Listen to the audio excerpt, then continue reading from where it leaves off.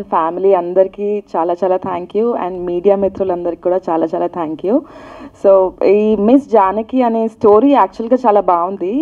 నేను big boss తర్వాత బయటకు వచ్చిన తర్వాత చాలా స్టోరీస్ విన్నాను, బట్ ఈ స్టోరీ చాలా క్యాచీగా అనిపించింది. ఈ లైన్ చాలా డిఫరెంట్గా కూడా ఉంది. సో నాకైతే చాలా నచ్చింది. అండ్ మా డైరెక్టర్ సార్ సతీష్ గారు అండ్ మహేష్ గారు చాలా మంచి స్టోరీ రాశారు, లేడీ ఓరియంటెడ్ స్టోరీ.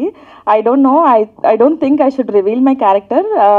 నా హైట్కి నా పర్సనాలిటీకి కరెక్ట్గా సెట్ అయ్యే క్యారెక్టర్ మాత్రం రాశారు, అందుకే నాకు చాలా నచ్చింది character.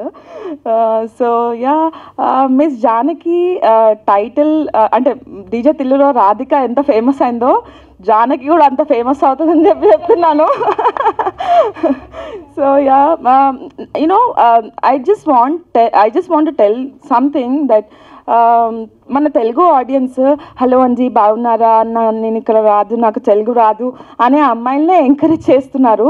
But it's not like that అండి. తెలుగు అమ్మాయిలు కూడా చాలా బాగుంటారు, చాలా అందంగా ఉంటారు.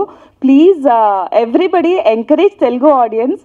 మీడియా అందరికీ కూడా చెప్తున్నా, not only media, like Telugu పీపుల్ని ఎంకరేజ్ చేయండి, తెలుగు టాలెంట్ని ఎంకరేజ్ చేయండి. Thank you so much. And మా producer Nagaraj garu, he's also a very very nice producer. నాకు ఈ ఆఫర్ ఇచ్చినందుకు చాలా ధన్యవాదాలు.